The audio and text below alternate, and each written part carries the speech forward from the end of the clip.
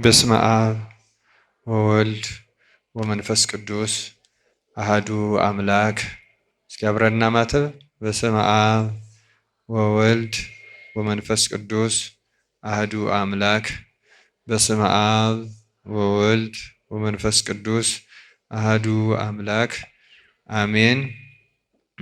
ክቡር አባታችን መጋቢ ሐዲስ ዲበኩሉ በላይ የዚህ ታላቅ ቤተክርስቲያን አስተዳዳሪ፣ ክቡር አባታችን ቆሞስ አባ ኅሩይ የገዳሙ የደብሩ የስብከተ ወንጌል ኃላፊ፣ በዚህ ያላቸው ህይንተ እግዚአብሔር ካህናት፣ መምህራን ወንጌል፣ ላይካነ ምስጢር ዲያቆናት፣ በዚህች ቅድስት ዕለት በዚህ ቅዱስ ቦታ የተገኛችሁላችሁም አባቶች፣ ወንድሞች፣ እናቶችና እህቶች እንደምን ሰነበታችሁ? እንደምን ዋላችሁ? እንደምን አመሻችሁ? አሜን። ልዑለ ባሕሪ እግዚአብሔር አምላካችን ስሙ ለዘላለም የተመሰገነ ይሁን። እንደ እግዚአብሔር መልካም ፈቃድ የምንማማርበት የትምህርታችን ርዕስ ትህትናን ፈልጉ የሚል ይሆናል።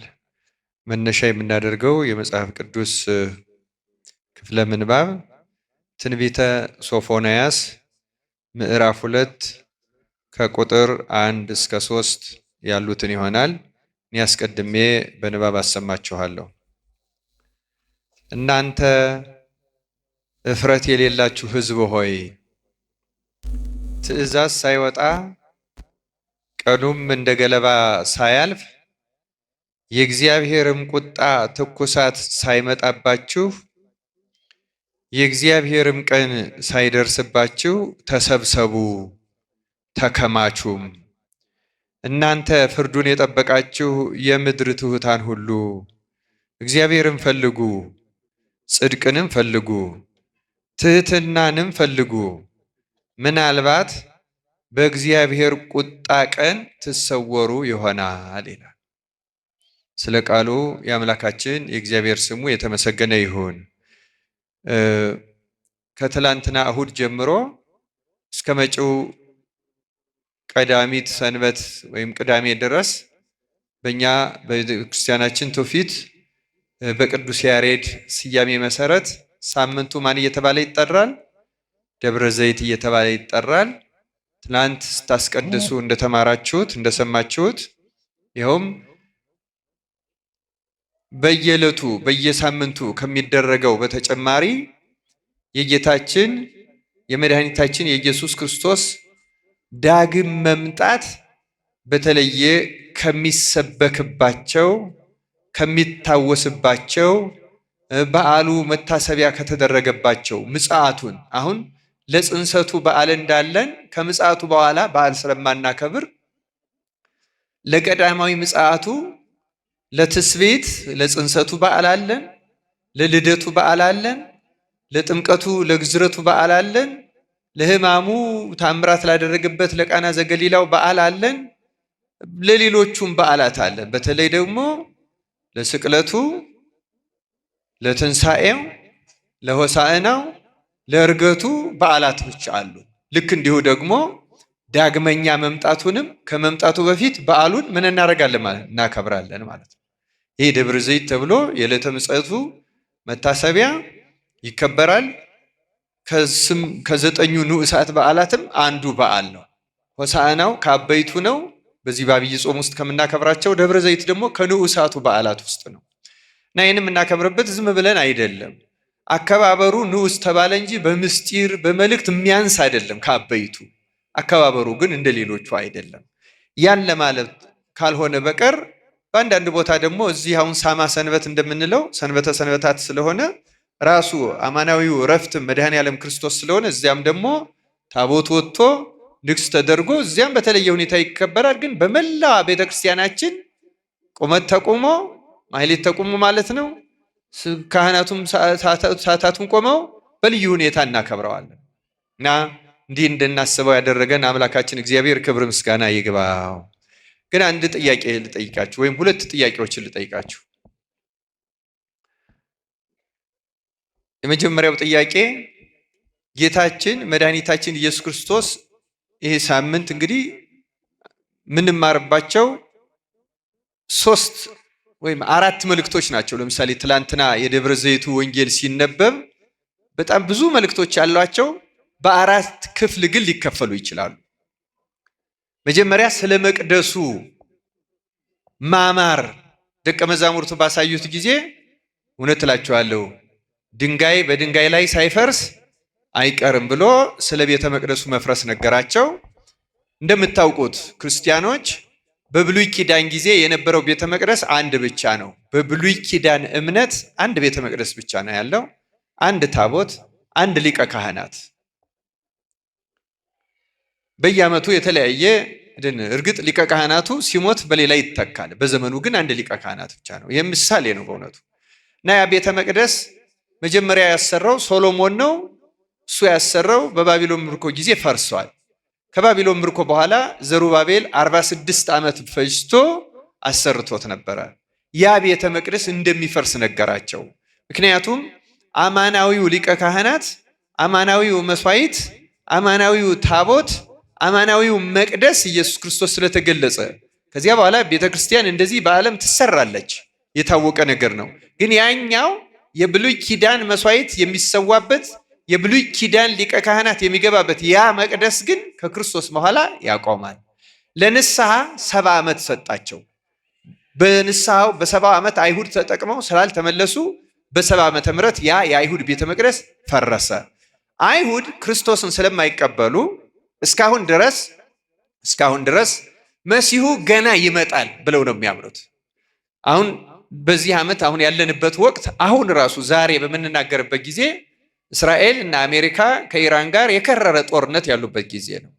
እስራኤል እንደሚነገርላት አንዷ ዓላማዋ 70 ዓመተ ምህረት የዛሬ 1800 ምናምን ዓመት በፊት የፈረሰውን ቤተ መቅደስ 1900 ዓመት በፊት የፈረሰውን ቤተ መቅደስ እንደገና መስራት ነው ዓላማዋ። ቦታው ላይ እግዚአብሔር ፈቅዶላቸው እስላሞቹ የአላቅሳ መስጊድን ሰርተውበታል። ሰሞኑ በዚህ ጦርነት ያን የአላቅሳ መስጊድ 4ቱንም መግቢያ ዘግተዋለች እስራኤል። ዓላማዋ ያን ቤተ መቅደስ መስራት ነው። የቤተ መቅደስ መስራት ዋናው ዓላማ ደግሞ ክርስቶስ ከዚህ በፊት አልመጣም አሁን ይመጣል የሚልና ሐሳዊ መሲህ የሚመጣው ሐሳዊ መሲህ እንደመቀበል በእኛ ሐሳዊ መሲህ በእነሱ ደግሞ እውነተኛ መሲህ የሚመስላቸው ለመቀበል የሚያደርጉት ዝግጅት ነው። ስለዚህ በዕለተ ምጽአት አንዱ ጠንካራው የቤተ ክርስቲያን ትምህርቷ ቤተ መቅደሱ ፈርሷል፣ ዳግመኛ አይሰራም። እስራኤል በቴክኖሎጂ ልትረቅ ትችላለች፣ በጦር መሳሪያ ልትመጥቅ ትችላለች። እንደ አሜሪካና እንደ አውሮፓ ያሉ አያላት ከጎኗ ሊሰለፉ ይችላሉ። የብሉይ ኪዳን ቤተ መቅደስ ግን አይሰራም። እንዲፈርስ ያደረገው ማን ስለሆነ? እግዚአብሔር ስለሆነ። ለምንድን ነው ይህን የምንለው? ከዚህ በኋላ የምንጠብቀው የክርስቶስን ዳግመኛ መምጣት ነው እንጂ መጀመሪያ ምጽአቱ አልፏቸዋል። ዳግም ምጽአት ማለት ምን ማለት ነው የሚለውን አንዱ መልእክቱ ይሄ ነው። ክርስቲያኖች ቀዳማዊ ምጽአት መሲሁ መጥቷል፣ ከዚህ በፊት መጥቷል፣ በዚህ ምድር ተመላልሰዋል፣ አስተምረዋል። ጸዋቶ መከራ በሰው ልጅ አይምሮ ሊመረመር የማይችል መከራ ተቀብሎ ስለ ሁላችን መስዋዕት ሆኖ በመስቀል ላይ ተሰቅሏል፣ ሞቷል። በተቀበረ በሶስተኛው ቀን በራሱ ኃይል በተዘጋ መቃብር ተነስቷል፣ ወደ ሰማይ አርጓል። ከዚህ በኋላ መላእክት እንዳሉት ዳግመኛ ይመጣል ብለን እንጠብቀዋለን እንጂ የመጣው ሩቅ ብእሲ ነው ከዚህ በኋላ ነው የሚመጣ የሚለው የሐሳዊ ምጽአት ስብከት ስለሆነ ቤተክርስቲያን አትቀበለው። የመጀመሪያው ዋናው መልእክት ይሄ ነው። ክርስቲያኖች ሳንነቃነቅ ማመን ያለብን ቤተ መቅደሱም አይሰራም። አሁን የአዲስ ኪዳን ቤተክርስቲያን ተሰርታለች፣ በዓለሙ ታንጻለች፣ ይሄው ተስፋፍታ ትኖራለች። እርሱ ራሱ ለሳምራዊቷ እንደተናገረው ያ በስጋ በደም ያለው መስዋዕት ተሽሯል፣ ከዚህ በኋላ በእውነትና በመንፈስ ያመልኩልኛል ብለዋል። በእውነትና መንፈስ ራሱን ሊቀ ካህናት ራሱን መስዋዕት ተቀባይ አድርገን እየቀደስ እናክብረዋለን እንጂ በላም በበግ በፍየል ደም ወደ መቅደስ መግባት ቀርቷል፣ ተሽሯል፣ ዳግመኛም አይሆንም። በዚህ እምነት ጸንት እንድንኖር አምላካችን እግዚአብሔር ይርዳል። የተነበበው መሰረታዊ ወንጌል መልእክቱ ይሄ ነው አንደኛው። ሁለተኛው በእርግጠኝነት ክርስቶስ ይመጣል። እስቲ ክርስቶስ ይመጣል በሉ። ክርስቶስ ዳግመኛ ይመጣል። ምክንያቱም ዳግመኛ የሚለው መሰረታዊ ነገር ነው። ለምንድን ነው መሰረታዊ የሚሆነው? መጀመሪያ መጥቷል የሚል ትርጉም ስላለ ግልጽ ነው አይደለም? አይሁድ ምንድን ነው የሚሉት? መጀመሪያ አልመጣም፣ ገና መጀመሪያ ወደፊት ነው የሚመጣው። መጥቷል፣ ክርስቶስማ መጥቷል። አይ ኤልያስ ይመጣል አስቀድሞ። ኤልያስማ መጥቷል፣ እሱም ዮሐንስ መጥምቅ ነው ነግሯቸዋል። ማቴዎስ ወንጌል ምዕራፍ 11 መጥቷል፣ ዳግመኛ ይመጣል። ቤተ ክርስቲያን የተመሰረተችው እዚህ ዳግመኛ ይመጣል የሚለው ትምህርት ላይ ነው። ዳግመኛ የማይመጣና የማይፈርድ ቢሆን ኖሮ የማይመጣና የማይፈርድ ቢሆን ትንሣኤ ዘጉባኤ የሌለ ቢሆን ኖሮ ለምን ቤተ ክርስቲያን እንሰራለን? ለምን እንሰበስባለን? ለምን እናምናለን? ለምን እንጠመቃለን? ለምን እናስተምራለን? ለምን እንጾማለን? ለምን እንጸለያለን? ለምን ደግ ስራ እንሰራለን? ፍርድ የለማ። ፍርድ ከሌለ፣ ዳግም ምጽአት ከሌለ፣ የሙታን መነሳት ከሌለ ምን ቤተ ክርስቲያን አትኖርም እኮ። ይህ ቤተ ክርስቲያን የሐዲስ ኪዳን የሥርዓት አምልኮ የትምህርት መሰረት የክርስቶስ ዳግመኛ መምጣት ነው። ክርስቲያኖች ይህ የሃይማኖታችን የማይነቃነቅ መሰረት። ለዚህ ነው ከአምስቱ አዕማደ ምስጢራት አንዱ ምስጢረ ትንሣኤ ሙታን። ሙታን የሚነሱት ክርስቶስ ስለተነሳ ስላረገና ዳግመኛ ስለሚመጣ ነው። ያለ ዳግም ምጽአቱ ክርስትና የለም። ምን ልናደርግ እንደዛ የማይሆን ከሆነ ክርስቲያኖች መሰረቱ ይሄ ነው። ይህን መሰረት ሳይነቃነቁ ማመን። ለዚያ ነው በጸሎት ሃይማኖት ሁልጊዜ በዕለት ተዕለት በጋራ ጸሎታችን አሁን ጸሎት ሃይማኖት በቅዳሴ ሲነሳ ናምን ባህዱ አምላክ ብለን ስንጨርስ ወንሴፎ ትንሣኤ ሙታንን ደግሞ በተስፋ የምንጠብቀው መሆኑን እናዜማዋለን። በእውነቱ ክርስቲያኖች ይሄ አንደኛው መልእክት ነው።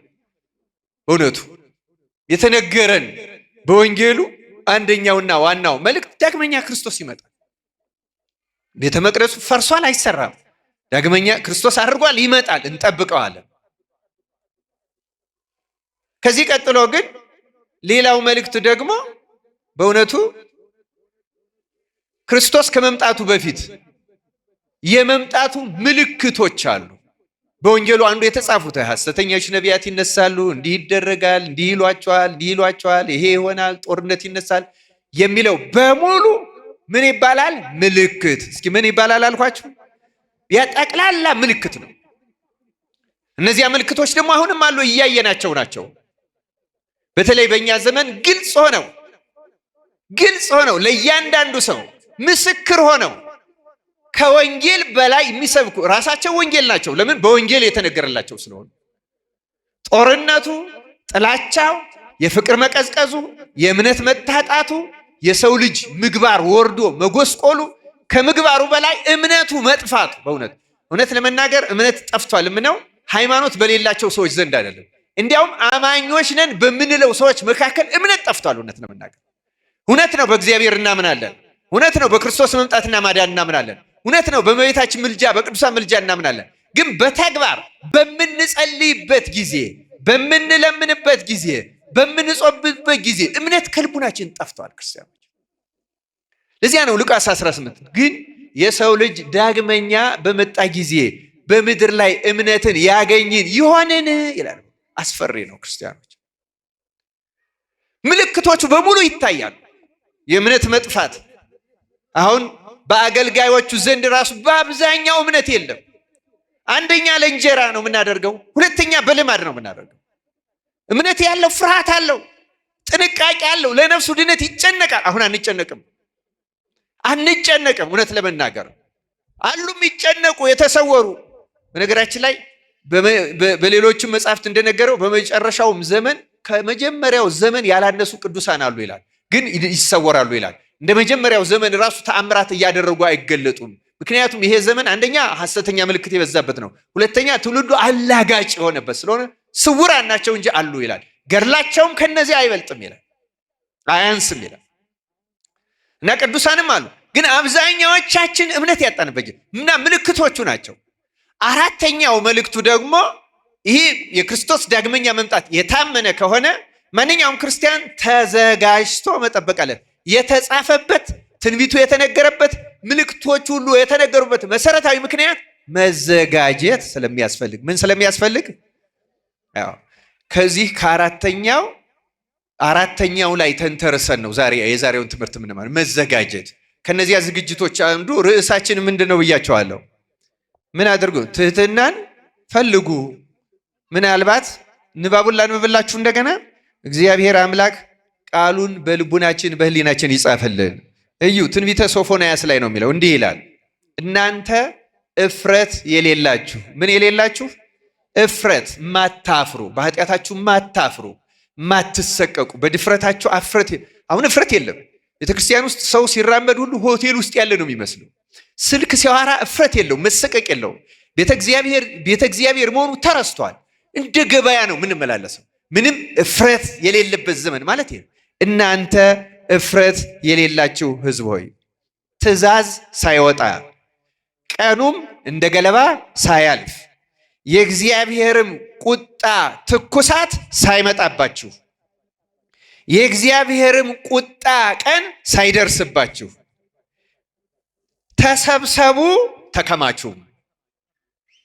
እናንተ ፍርዱን የጠበቃችሁ የምድር ትሑታን ሁሉ ይልና ደግሞ ለኃጢአተኞች ካስተላለፈ በኋላ በትጋት ለሚጠብቁት ትሑታን ሁሉ እግዚአብሔርን ፈልጉ፣ ጽድቅንም ፈልጉ፣ ትህትናንም ፈልጉ ካለ በኋላ ምናልባት በእግዚአብሔር ቁጣ ቀን ትሰወሩ ይሆናል።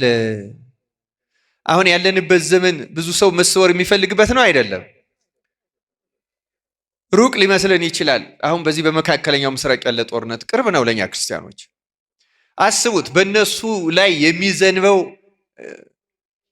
ሚሳይል በእኛ ላይ ቢዘንም፣ ድሮኑ፣ ጋጋታው፣ ያ ሁሉ የጦር መሳሪያ የሰው ልጅ እንደ አይጥ ከምድር በታች ተወትፎ የሚያሳልፍበት ዘመን ነው ክርስቲያኖች። የሰው ልጅ ቅርብ ነው ደግሞ ለሁላችንም የሚደርስ ትኩሳት አለ ክርስቲያኖች። ሩቅ አይደለንም፣ በቦታም ሩቅ አይደለንም፣ በሁኔታም ሩቅ አይደለንም። ከገባን አሁንም የምንቀጣባቸው ትኩሳቶች አሉ። ታዲያ በዚህ የቁጣ ቀን ትሰወሩ፣ ምናልባት ነው የሚለው እኮ ምናልባት ትሰወሩ እንደሆነ ትህትናን ፈልጉ። ርዕሳችን ይሄ ነው። ጥያቄ ልጠይቃችሁ ብዬ ስለነበር ጥያቄ ነው ልጠይቃችሁ።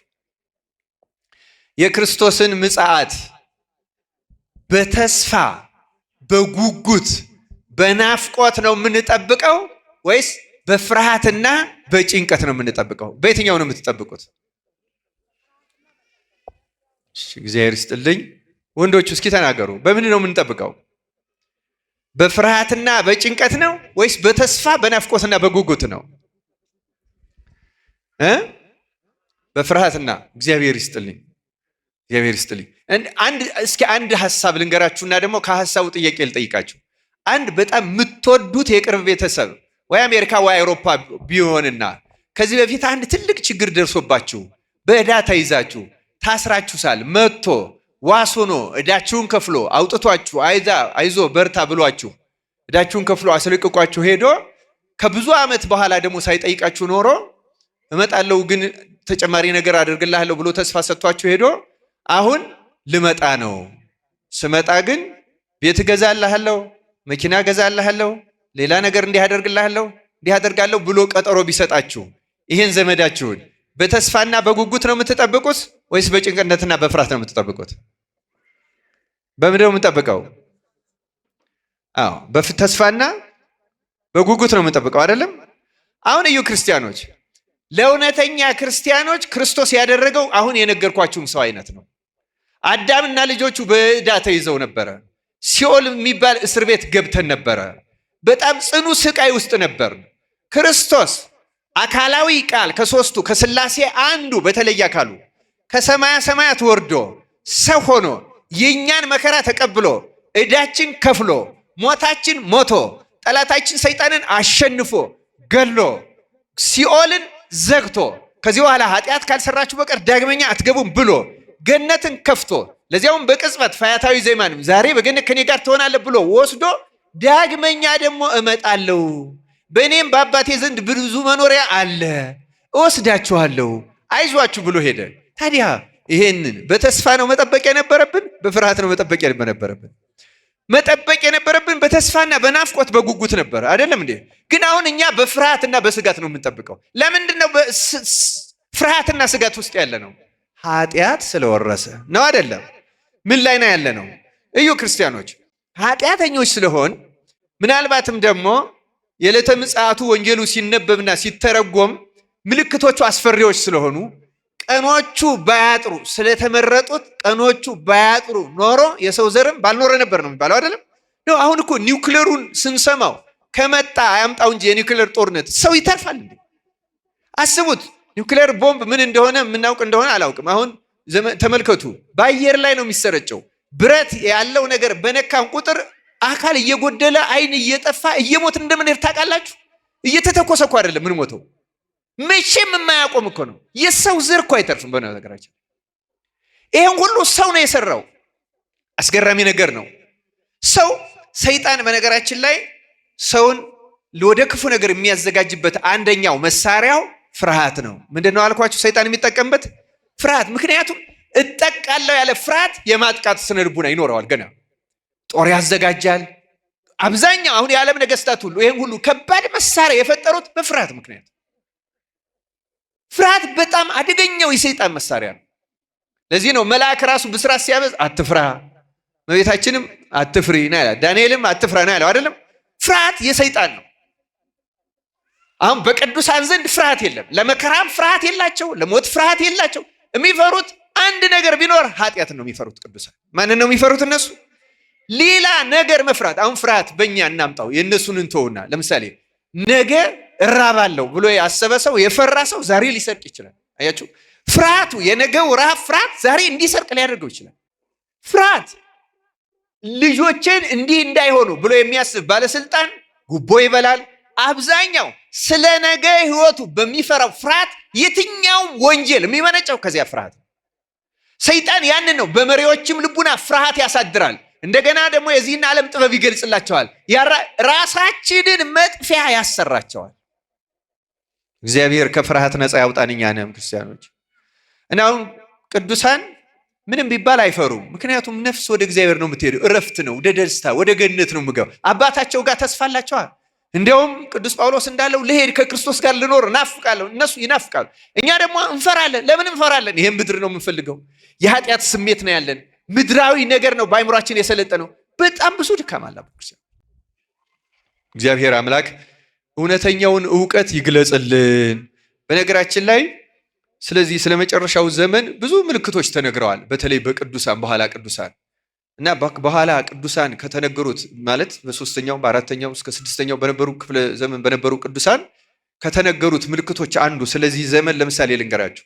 በመጨረሻው ዘመን ሰው ነጩን ጥቁር፣ ጥቁሩን ነጭ፣ ሐሰቱን እውነት፣ እውነቱን ሐሰት አድርጎ የሚያምንበት ዘመን። አሁን የዘመን እንደዚያ ነው።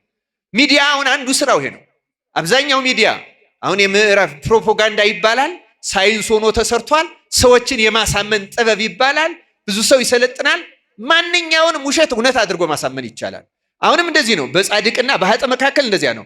ጻድቁ እንደ ኃጥ ነው የሚቆጠረው፣ ኃጥኡ እንደ ጻድቅ ነው የሚቆጠረው። ተገላብጦ ነው በዚህ ዘመን ያለን መረዳት። ይሄ በኃጢአት የመያዛችን ውጤት ነው። ክርስቲያኖች ሰው በኃጢአት ካልተያዘ እግዚአብሔር እውነቱን ይገልጽለታል። እግዚአብሔር የእውነት መንፈስ የእውነት አምላክ ስለሆነ ግን አሁን ስለሆነ ሰዎችም ስንሰማ በርቀት እንጠላቸዋለን፣ እንጸየፋቸዋለን። የእግዚአብሔርን ወዳጆች እንጠላቸዋለን፣ እንጸየፋቸዋለን። የእግዚአብሔርን ጠላቶች ደግሞ እንደ ጻድቅ እንቆጥራቸዋለን፣ እንወዳቸዋለን። ያለን አረዳድ ይሄ ፐርሰፕሽን የሚባለው የተገላበጠ የተዛባ፣ ጥቁሩ ነጭ፣ ነጩ ጥቁር የሆነበት፣ እውነት ሐሰት፣ ሐሰት እውነት ተደርጎ የሚቆጠርበት ዘመን ማለት ይሄ ዘመን። መንፈስ ቅዱስ ሕሊናችንን ኃጢአታችንን አስተስርዮ ልቡናችን ሕሊናችንን አንጽቶ እውነትን እንድንረዳ ወደ እውነት እንድንቀርብ በቸርነቱ ይርዳን። ወደዚህ ታዲያ መሄጃው መንገዱ ምንድን ነው? እንዳለው ነቢዩ ሶፎንያስ ምናልባት በእግዚአብሔር ቁጣ በትኩሳቱ ቀን እንተርፍ እንደሆነ ከሚመጣውም በስጋም ካሰቃቂው መከራ እንተርፍ እንደሆነ በነፍስም ሲኦል ከመውደድ እንድን እንደሆነ ምንድን ነው የምንዘጋጀው? ምክንያቱም የዕለተ ምጽአት ትምህርቱ ዋናው ምናምነው እውነት መምጣቱን አስረግጦ ምልክቶቹን አውቆ ዋናው መልእክቱ መዘጋጀት ነው። ዋናው መልእክቱ ምንድን ነው?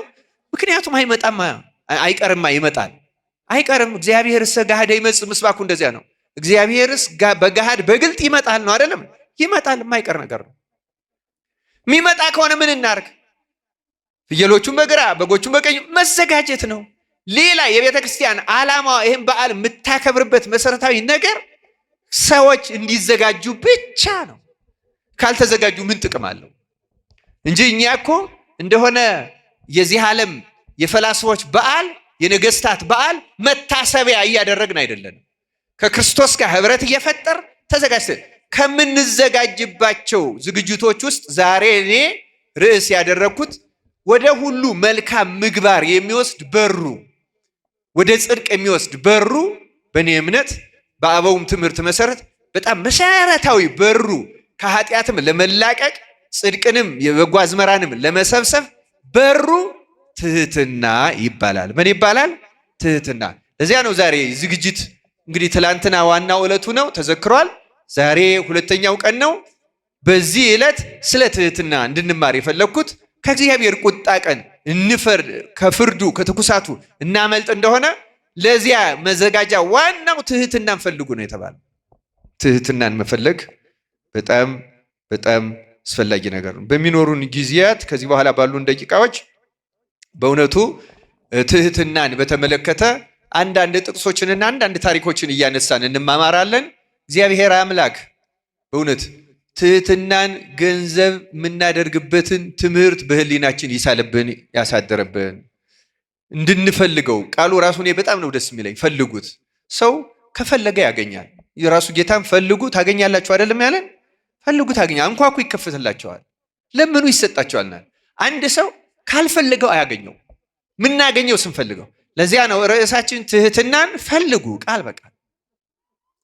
ራሱ መድኃኔ ዓለም ክርስቶስም በእውነቱ ማቴዎስ ወንጌል ምዕራፍ 11 ላይ እኛን ደካሞቹን ሲጠራ ቁጥር 28 እስከ 30 እንዲህ ብሎናል። ሁላችንንም እናንተ ደካሞች ሸክማችሁ የከበደ ሁሉ ወደ እኔ ኑ እኔም አሳርፋችኋለሁ አለ። ምን አደርጋችኋለሁ?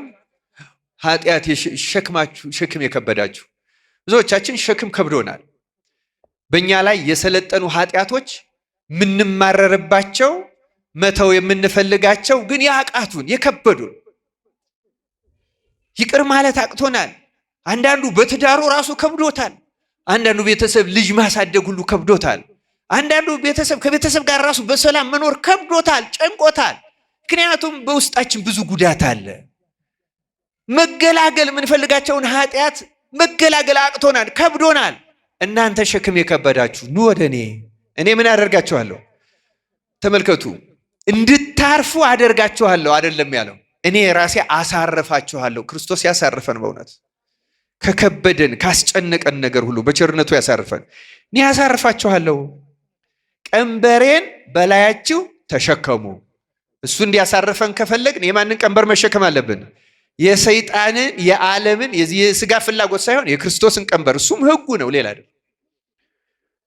ከእኔም ተማሩ አለ ደግሞ ጌታ ትሁቱ አምላክ። እኔ አለ የዋህ ምንድነኝ አለ ጌታ? እኔ የዋህ በልቤም ትሁት ነኝና። ትህትና በምንድን ነው ማለት ነው? በልብ በመቅለስለስ በመጎናበስ አይደለም ትህትና የሚገለጸው። በልቤም ትሁት ነኝና ለነፍሳችሁም እረፍት ታገኛላችሁ፣ ቀንበሬ ልዝብ ሸክሜም ቀሊል ነውና ይላል። ስለ ቃሉ የእግዚአብሔር ስሙ የተመሰገነ ይሁን። እኔ የዋህ ነኝ አለ። አሁን አንዳንዱ ሰው እኔ የዋህ ምን አለብኝ እንደውም እኔ የዋህ ነኝ ስንት ሰው እንደሚል። በእርግጥ የዋህ ነን እንደምንለው የዋህ መሆንን መፈለግ ራሱ መልካም ነገር ነው። እውነት ለምን ግን የዋህ ነን ወይ? አንድ ሰው የዋህ የሚባለው ምን ሲሆን ነው? በነገራችን የዋህ የሚባለው ሞኝ የማያውቅ ሲሆን እኮ አይደለም። ክርስቲያኖች ክርስቶስ የዋህ ነኝ ሲል ሞኝ ነኝ ማለቱ ነው? አላውቅም ማለቱ ነው? ከሱ የሚሰወር ነገር አለ? የዋህ ሙሉ እውቀት ያለው ነው። በነገራችን ላይ ሙሉ እውቀት ግን የዋህ ለመባል አንድ ሰው የዋህነትን ገንዘብ ለማድረግ 3 ነገሮችን ሲያደርግ ነው አንድ ሰው የዋህ የሚባለው። የዋህ የሚባለው ሰው ምን ሲያደርግ? አንደኛ ክፉን በክፉ ሳይመልስ። ተመልከቱ፣ የዋህ ለመባል የሚጠሉን ሰዎች ሊኖሩ ይችላሉ። መከራ የሚያደርሱብን ሰዎች ሊኖሩ ይችላሉ። ምንም ነገር በህይወታችን ሊደርስብን ይችላል። ማንኛውም ክፉ ነገር የሚደርስበት ሰው ማንኛውም ነገር ክፉ ነገር ሲደርስበት ለደረሰበት ነገር በክፉ አለመመለስ የመጀመሪያው የዋህነት ሀሁ ክፉን በክፉ አለመመለስ። ሁለተኛው ክፉ ስላደረገበት ሰው መጸለይ ነው። ምን ማድረግ ነው? ስለሚያሳድዱ የሚረግሟችሁ መርቁ፣ የሚያሳድዷችሁ ምን አድርጓችሁላችሁ ነው? ጸልዩ። መከራ ስለሚያደርስበት ሰው መጸለይ። ሶስተኛው ከልቡ ምናልባት ይሄ መከራ ከገሌ ዘንድ የደረሰብኝ እኔ ሌላ ቦታ በሰራሁት ኃጢአት ልክ ዳዊት እንዳለው ማለት ነው። ዳዊት ልጁ አቤሴሎም ተነስቶ ጦር ከቶ ሊያሳድደው ሲመጣ ጫማውን አውልቆ ቀበቶውን ፈቶ ራሱን ጸጉር ተከናንቦ እያለቀሰ ወደ ቄድሮን ሸለቆ ሲወርድ የሚሰድቡ ሰዎች ነበሩ። የሱ የጦር አለቆች እና አቢሳ ደግሞ ያንን ሳሚ ወልደ ጌራ ሲሰድበው ይሄ ምን አባቱ ቁንጫ የሞተ አንገቱን ቆርጨው ነው ተው አትናገሩት ነው ያለው። ምናልባት እግዚአብሔር በሱ ኃጢአቴን ያስተሰርይልኝ ይቅር ይለኝ በኃጢአቴ ምክንያቱም የወለድኩት ልጄ የተነሳብኝ ኃጢአተኛ በሆን ነው። ተመልከቱ፣ ልጁን ራሱ አልጠላው። ሰው ጠላት ሲነሳበት እንደ ዳዊት ያለ ተዋጊ ጀግና ንጉስ ጎልያድን ገና እረኛ ሆኖ አንገቱን ቆርጦ የጣለ በጠጠር ግንባሩ መጥቶ የጣለ ከዚያ በኋላ ፍልስጤማውያንን ሲመታ የኖረ በፍጹም ተሸንፎ የማያውቅ የሳኦል ንጉስ በነበረበት ዘመን ሳኦል ሺህ ገደለ፣ ዳዊት እልፍ ገደለ ተብሎ የተዘመረለት ጀግና የጦር አለቆች ያሉት፣ ግን ልጁ ሲነሳበት ትሁት ነው የሆነው፣ የዋህ ነው የሆነው። ቢዋጋ ልጁን ሊያሸንፈው ይችላል። ጸቡ ግን የእግዚአብሔር ነው። ልጄ የተነሳብኝ ማን ቢጠላኝ ነው ብሎ አሰበ። ስለዚህ ያ የሐዘን ምልክት ነው። ጫማ ማውለቅ፣ ቀበቶ መፍታት፣ ጸጉርን መከናነብና እያለቀሱ መውረድ የንስሐ ምልክት። እግዚአብሔር ቢጣላይ ነው፣ እግዚአብሔር ይታረቀኝ። ስለዚህ የዋህነት ማለት አንድ ሰው ክፉ ሲያደርስብን በእኔ ኃጢአት ምክንያት ነው ይሄ የገጠመኝ ብሎ እንደ ዳዊት ዝቅ ብሎ የሚያለቅስ ከሆነ ክፉን በክፉ ሳይመልስ ተመልከቱ። ስለዚያ ሰው ስለሚያደርግበት እየጸለየ እሱንም እኔንም ይቅርበል፣ በመካከላችን ያለውን ጠብ አስወግድ፣ የሰላም መልአክ ላክልን እያለ እየጸለየ ከዛ በኃጢአቴ ምክንያት ነው ይሄ የሚገጥመኝ የሚል ሰው ይሄ ሶስቱን ያሟላ ሰው የዋህ ይባላል። በዚህ መስፈርት የዋህነን ካልን ጥሩ ነው። ግን አንድ ሰው በእውነት ነው የምነግራችሁ የዋህነት መንፈስ ካለ እኔ የዋህ ነኝ አይልም። ምክንያቱም መንፈሱ አይፈቅድለትም። ትህትናን ስለሚያመጣ መንፈሱ እኔ ኃጢአተኛ ነኝ ነው የሚለው። እኔ በደለኛ ነኝ እንጂ የሚለው እኔ ትሁት ነኝ፣ እኔ የዋህ ነኝ፣ እኔ ደግ ነኝ አይልም። ደግ ሰው ደግ ነኝ ብሎ አያውቅም። ደግነቱም እሱ አያውቅም። ደግነት ታድራበት ትኖራለች እንጂ ለራሱ ደግ እንደሆነ ህሊናው አይመሰክርለትም። ህሊናው የሚመሰክርለት ኃጢአተኛ ደካማ እንደሆነ ብቻ ነው።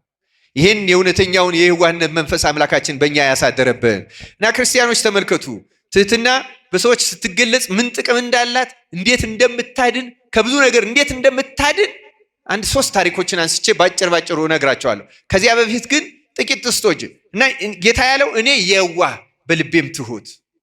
በእርግጥም ወደ ትህትና የሚካሄደው በየዋህነት በኩል ነው። ምክንያቱም ጌታ እንደዚህ እኔን ከኔ ተማሩአል። ሌላ ቦታ ላይ ደግሞ ሊከተለኝ የሚወድ ቢኖር አለ ጌታ። ምንድነው ያለ? ሊከተለኝ የሚወድ ቢኖር ራሱን ይካድ፣ መስቀሉንም ተሸክሞ ምን ያድርግ? ይከተለኝ። ራሱን ይካድ ማለት የራሱን ጥቅም ትቶ የእግዚአብሔርን ቃል እየሰማ ይከተለኝ ነው። ስለዚህ ከሱ ምንማር ከሆነ መጀመሪያ ራስን መካድ ነው።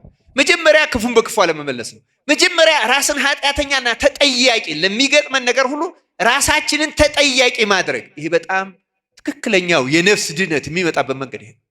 ከዚያ በኋላ ትህትናን ገንዘብ ካደረግን በኋላ ግን ሌሎቹ ጸጋዎች ይመጣሉ፣ ይሰበሰባሉ። ልክ መቼስ በሀገራችን ብዙ አባባል አለ። አንድ ሀረግ ቢስቡ ምንድን ነው የሚባለው? ሰምታችሁ ታውቃላችሁ? አዎ፣ አንድ ሀረግ ስንስብ ዛፍ ሲወዛወዝ ብዙ ነገር ሲነቃነቅ አይታችሁ ታውቃላችሁ? እንደዚያ ነው ትህትና። በነገራችን ላይ ትህትናን ገንዘብ ያደረገ ሰው ወደ ቀኝ ቁመት የሚያበቃ በክርስቶስ የፍርድ ቀን እናንተ የአባቴ ብሩካን የሚያሰኙትን ደግ ነገሮች በሙሉ የሚሰበስባቸው በትህትና በኩል።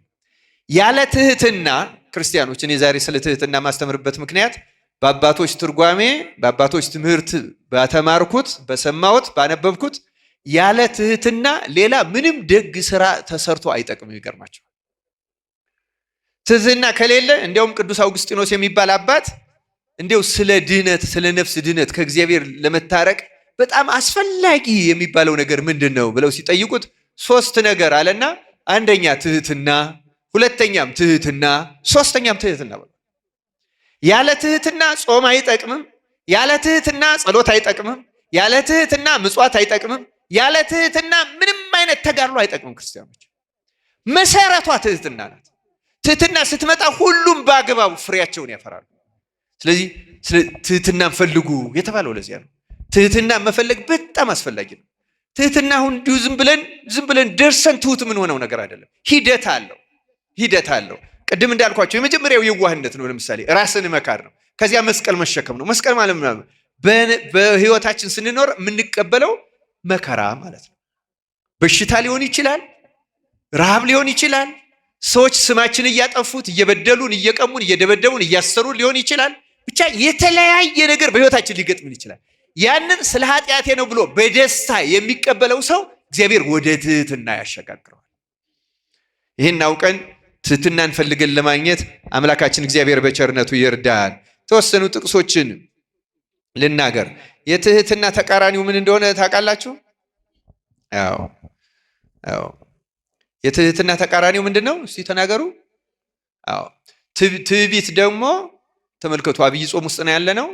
ጌታ በቀዳመ ቆሮንቶስ 40 ቀን ሲጾም ድል ከነሳቸው 3ቱ አርዕስተ ኃጣው ከሚባሉት አንዱ ትዕቢት ነው። ትዕቢት የኃጢአት ሁሉ አውራ ነው። ትዕቢት ልክ ትህትና ጸጋን ሁሉ እንደምትሰበስበው ትዕቢት ደግሞ ኃጢአትን ሁሉ ወደኛ ይሰበስባል፣ መከራን ሁሉ ይሰበስባል። ትዕቢት የማያመጣው መከራ የለም። በነገራችን ላይ ቅዱስ ባስልዮስ ዘቂሳርያ እንደሚለው ትዕቢት የሌለበት ምንም ኃጢአት የለም። ዝሙት ቢሆን ትዕቢት እንደዘር ሆኗል። ስስት ቢሆን ትዕቢት አለበት። ስርቆት ቢሆን ትዕቢት አለ። ጸብ፣ ቁጣ፣ ንዴት የኔ መሰሉማ ያለ ትዕቢት ጨርሶ አይመጡ። ስለዚህ ትዕቢት በጣም አደገኛ ነገር ነው እና ስለ ትህትና ስንማር በሌላ ቋንቋ ስለማንም እየተማር ነው ማለት ነው። ትዕቢትን ስለማስወገድ እየተማር ነው። ትዕቢትን ሳናስወግደው ትህትናን ገንዘብ አናደርገው። አንድ ገዳማዊ አባት እንዲህ ይላል፣ እነዚህ መንፈሳዊ ምግባራትን ጽድቅን ገንዘብ ለማድረግ የሚፈልግ ሰው እንደ አንድ አትክልተኛ መሆን አለበት ይላል። አንድ አትክልተኛ ማሳው ላይ የሚፈልገውን አትክልት ፍራፍሬ ተክሎ ጥሩ ምርት ለማምረትና ለመጠቀም መጀመሪያ ከመሬቱ ላይ ያለውን ለምርቱ ለአትክልቱ እንቅፋት የሚሆነውን እሾሁን፣ ኩርችቱን፣ ቁጥቋጦውን ይመነጥራል አይመነጥርም? ይመነጥራል። መጀመሪያ ያን ያስወግዳል። ከመመንጠር ብቻ አይበቃውም። ምክንያቱም መንጥሮ ከተወው እንደገና ሌላ እያቆጠቆጠ አንዱ 2-3 ቅርንጫፍ እያወጣ ይመጣል አይመጣም? ኃጢአት እንደዚህ ያለ። ስለዚህ ምን ያደርጋል? ከመነጠረ በኋላ ደግሞ ጉቶውን ነቅሎ ይጠላዋል። ሁለተኛ ስራው ይሄ ነው ይላል። መንጥሮ ያቃጥላል፣ ከዚያ ጉቶውን ነቅሎ ይጥላል። መሬቱን ካስተካከለ በኋላ የሚፈልገውን መልካም ፍሬ የሚፈልግበትን አትክልት ምን ያደርጋል? ይተክላል። 3ኛው መትከል ነው። 4ኛው ያንን የተከለውን መንከባከብ ነው። ሲንከባከበው ፍሬውን ያገኛል። አሁን እኛ የጽድቅን ፍሬ መልቀም ከፈለግን ቁጥቋጦውን የተባለውን ኃጢአት ለምሳሌ ትህትናን ነው መትከል የፈለግነው። ትህትናን ለመትከል ትዕቢትን መንቀል አለብን። ትዕቢትን ከነጉቶው ነቅለን መጣል አለብን። ትዕቢትን ከነጉቶው ነቅለን ከጣልን በኋላ ትህትና በራሷ ትተከላለች። ክርስቶስ ይተክላታል፣ በቃሉ ይተክላታል። ከዚያ በእግዚአብሔር ቃል እንንከባከባታለን፣ ታብባለች፣ ጽድቅን ሁሉ ታፈራልናለች። መንፈሳዊ ስራ የሚሰራ ሰው ይሄን ነው የሚያደርገው እና ቃላቱም በሙሉ የሚነግሩን ይህን የተመለከቱ ናቸው። ለምሳሌ መዝሙር 101 ቁጥር 7 ላይ እንዲህ ይላል የእግዚአብሔር ቃል፣ ትዕቢትን የሚያደርግ በቤቴ መካከል አይኖርም፣ አመፅን የሚናገር በዓይኔ ፊት አይቀናም ይላል። አሁን በቤቴ አይኖርም ሲል ምን ማለቱ ነው? ትዕቢተኛ ሰው ቤተ መቅደስ ውስጥ አይኖርም፣ በምድራዊ ቤተክርስቲያን ምድራዊ ቤተ መቅደስ ውስጥ አይኖርም ማለቱ አይደለም። ግን መንፈስ ቅዱስ የሚሰራት ቤተክርስቲያን አለች። በቅዳሴ ጊዜ መንፈስ ቅዱስ እኛን ወደዚያች ነው የሚያስገባን። ቀዳሽ ቢሆን ጳጳስ ቢሆን ምን ቢሆን ትዕቢተኛ ከሆነ መንፈስ ቅዱስ አያስገባውም፣ እያወጣ ነው የሚጥለው። እንዲሁም በቅዳሴው መቅድም ላይ እንደተጻፈው ቤተክርስቲያን ወደ እርሷ እንዳትገባ ለዘላለም ደጆቿን ትዘጋባለች ነው የሚለው። ይዘጋበታል፣ መንፈስ ቅዱስ አያስገባው። የመጽሐፍትን ምስጢር መረዳትም ይከለከለዋል እና ተሳላቂ ተራ አውሪታ ሆኖ ይቀራል። እውነት እግዚአብሔር እንደዚህ አድርጎ ከቤቱ ነቅሎ አይጣለን በቸርነቱ ክርስቲያኖች። እና ትዕቢት መነቀል አለበት። ምሳሌ 11:2 ላይ ደግሞ መፍቀሬ ጥበብ ሶሎሞን እንዲህ ይላል፣ ትዕቢት ከመጣች ውርደት ትመጣለች። ትዕቢት ከመጣች ምን ትመጣለች? ውርደት ትመጣለች። በትሑታን ዘንድ ግን ጥበብ ትገኛለች። አያችሁ፣ ተቃራኒዎቹን አንድ ላይ ነው የሚያመጣል። ትዕቢት በእውነቱ ውርደትን ታስከትላለች። በህይወታችን ትዕቢተኛ ሰው መዋረዱ አይቀርም። ይህ ሳይታለም የተፈታ ነው። ተጨማሪ አንድ ጥቅስ ልጨምር ከመጽሐፈ ምሳሌ ምዕራፍ 16 ቁጥር 18 ላይ ትዕቢት ጥፋትን ኩሩ መንፈስም ውድቀትን ይቀድማሉ ይላል። ይህ ኩራተኛ በሚበላው በሚጠጣው ባካሄዱ በምናምኑ በዚህ ሁሉ አሁን ቅዳሴ ማርያም ስናስቀድስ ቅዳሴው ካለቀ በኋላ ቁርባኑ ተሰጥቶ ሲመለስ ሀዳፌ ነፍስ የሚባል ነፍስን መወልወል ማለት ነው። ሀዳፌ ነፍስ ማለት ነፍስን የሚያጸዳ የሚወለውል የሚያከብር እንድታብለጨልጭ የሚያደርግ እንደማለት ነው። በዚያ ጸሎት ላይ እንግዲህ ትዕቢትንና ወደ ሲኦል የምታወርድ ትዕቢትንና መታጀርን ጌጥ አናድርግ ይላል ጸሎት ላይ። ምንና ምንን ጌጥ አናድርግ? ትዕቢትንና መታጀር። መታጀር የሚባለው ኩሩ መንፈስ የተባለው ነው። እንዲሁ መጀነን ባነጋገር ባካሄድ ባለባበስ እንዲሁ የተለየ መስሎ ለመታየት መጣር፣ መኩነስነስ፣ መቅበጥበጥ ይሄ ኩሩ መንፈስ ይባላል። ያ ጥፋትን ያመጣል አይቀርም። ትዕቢት ደግሞ የልብ ነው። አሁን አንዳንዱ ሰው አንገቱን ደፍቶ ትዕቢቱ ሰማያት የወጣ ሰው አለ። ለሰው ሲያዩት አንገቱን ደፍቶ ትሁት የሚመስል በልቡ ግን ማንንም የሚንቅ የሚያወራርድ ሰው አለ። ደግሞ ትዕቢተኛ የሚባለው ነው። ትዕቢት የልብ ነው፣ ትህትናም የልብ ነው።